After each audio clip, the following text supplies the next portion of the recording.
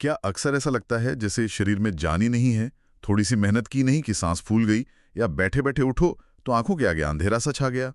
ये जो थकान और कमजोरी है ना, ये बहुत आम है। और कई बार इसकी जड़ होती है खून की कमी, जिसे हम अनीमिया कहते हैं। हाँ, अनीमिया। और ये सिर्फ कोई एहसास नहीं है ना? नहीं, बिल्कुल नहीं। ये एक प्रॉपर मेडिकल कंडीशन है। इसमें होता क्या है कि खून में हीमोग्लोबिन का लेवल नॉर्मल से कम हो जाता है। हीमोग्लोबिन। हम्म, हाँ, वो प्रोटीन जो ऑक्सीजन लेकर जाता है पूरे शरीर में। एग्जैक्टली। तो जब वो कम होता है तो अंगों तक पूरी ऑक्सीजन पहुंच नहीं पाती, और नतीजा शरीर थकने लगता है, कमजोरी महसूस होती है। और हमारे पास जो जानकारी है, जो स्रोत हैं, वो तो यही बताते हैं कि भारत में ये समस्या बहुत बड़ी है, खासकर महिलाओं में। हाँ, बिल्कुल। वो राष्ट्रीय परिवार स्वास्थ्य सर्वेक्षण 5 2019-21 के आंकड़े देखिए। 15 से 49 साल की उम्र की लगभग 57% महिलाएं अनीमिया से पीड़ित हैं। ये तो बहुत ज्यादा है। सच में चौंकाने वाला आंकड़ा है। तो आज हम इन्हीं स्रोतों की मदद से थोड़ा गहराई में जाएंगे, समझने की कोशिश करेंगे कि ये एनीमिया होता क्यों है, और सबसे जरूरी, खान-पान के जरिए इससे कैसे निपटा जा सकता है। हाँ, बिल्कुल। हमारा मकसद यही है कि इन स्रोतों से जो जानकारी मिली है उसे खंगालें और समझे कि कौन सी चीज़ें खाने से हम नेचुरली खून की कमी को दूर कर सकते हैं, शरीर में थोड़ी ऊर्जा भर सकते हैं। चलिए तो शुरू करते हैं। स्रोत क्या कहते हैं? एनीमिया होने की मुख्य वजह क्या हैं? क्या ये सिर्फ खाने-पीने की कमी है? ज्यादातर मामलों में तो वजह पोषक तत्वों की कमी ही निकलती है। मतलब खासकर 3 चीजें: आयरन, फॉलिक एसिड, जिसे विटामिन B9 भी कहते हैं, और vitamin B12। Iron, folic acid, B12। ठीक है। हाँ, और महिलाओं में एक और बड़ा कारण है पीरियड्स के दौरान होने वाला ब्लड लॉस। लेकिन एक और चीज जो कई स्रोतों में आई है वो थोड़ी अलग है। क्या चीज? वो है आयरन का एब्जॉर्प्शन, मतलब शरीर में उसका सोखना। कई बार हम आयरन वाली चीजें खाते तो हैं, पर शरीर उन्हें ठीक से इस्तेमाल नहीं कर पाता। अच्छा, ये बात तो बहुत जरूरी है। मतलब सिर्फ आयरन खाना ही काफी नहीं, वो शरीर के काम भी आना चाहिए। बिल्कुल। और इसी से जुड़ी एक और बात स्रोतों में मिलती है कि विटामिन सी आयरन को सोखने में बहुत मदद करता है। हाँ, ये मैंने भी पढ़ा है। और ये भी कि खाने के तुरंत बाद चाय या कॉफी नहीं पीनी चाहिए। सही कहा। चाय कॉफी में कुछ ऐसे तत्व होते हैं जो आयरन के एब्जॉर्प्शन को रोक सकते हैं, तो खाने के आसपास इन्हें अवॉइड करना बेहतर है। ठीक है, तो अब बात करते हैं उन चीज़ों की जो खून बढ़ाने में मदद कर सकती हैं, जैसा कि स्रोतों में बताया गया है।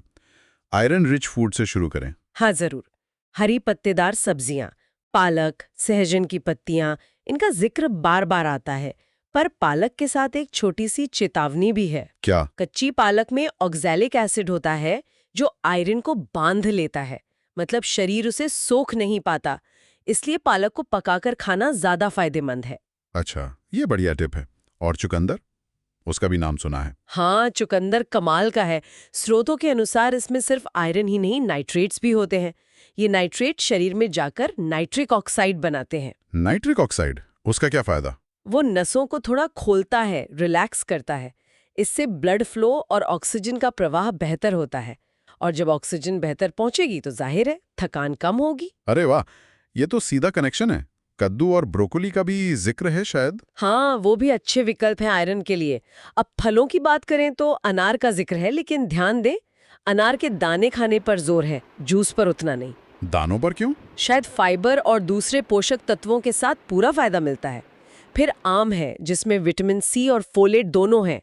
आलू बुखारा, ताज़ा या सूखा हुआ, मतलब प्रून्स, वो भी फायदेमंद है। और ड्राई फ्रूट्स जैसे खजूर, किशमिश। हाँ, खजूर, किशमिश, अंजीर, ये सब आयरन के अच्छे स्रोत हैं। किशमिश के लिए एक सुझाव ये भी है कि रात भर भिगोकर सुबह खाएं या दूध में उबाल कर पिएं। सेब को भी अच्छा माना गया है। और दालें और फलियां तो हमारी डाइट का अहम हिस्सा हैं ही। बिल्कुल। सभी तरह की दालें, राजमा, छोले, लोबिया, सोयाबीन, ये सब आयरन के बढ़िया स्रोत हैं। और साथ में तिल के बीज, कद्दू के बीज, ये भी ना भूलें। और जो लोग नॉनवेज खाते हैं, उनके लिए मछली का जिक्र है। उसमें आयरन के साथ साथ ओमेगा 3 भी होता है। सही। तो ये तो हुई आयरन की बात। लेकिन हमने शुरू में फॉलिक एसिड और B12 का भी जिक्र किया था। वो भी उतने ही जरूरी है। हाँ, फॉलिक एसिड, ये क्यों जरूरी है? फॉलिक एसिड लाल रक्त कोशिकाओं यानी रेड ब्लड सेल्स बनाने में मदद करता है। ये आपको पत्तेदार सब्जियों, फलियों, खट्टे फलों, एवोकाडो, चुकंदर और केले जैसी चीजों में मिल जाएगा। और विटामिन B12, उसकी कमी भी तो बहुत थकान लाती है, नसों के लिए भी जरूरी है शायद। हाँ बिल्कुल, B12 नर्वस सिस्टम और खून बनाने दोनों के लिए बहुत जरूरी है। इसके लिए स्रोत दही और छाछ जैसे प्रोबायोटिक्स का जिक्र करते हैं। दही और छाछ? अच्छा, हाँ। एक नुस्खा ये भी दिया गया है कि किशमिश को दही में मिलाकर खाएं, इससे B12 बढ़ाने में मदद मिल सकती है।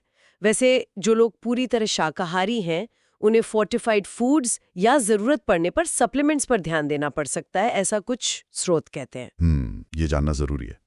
खाने पीने के अलावा क्या कुछ और प्रैक्टिकल टिप्स भी हैं स्रोतों में? हाँ है। एक आम सुझाव जो कई जगह मिलता है वो है लोहे के बर्तन में खाना पकाना।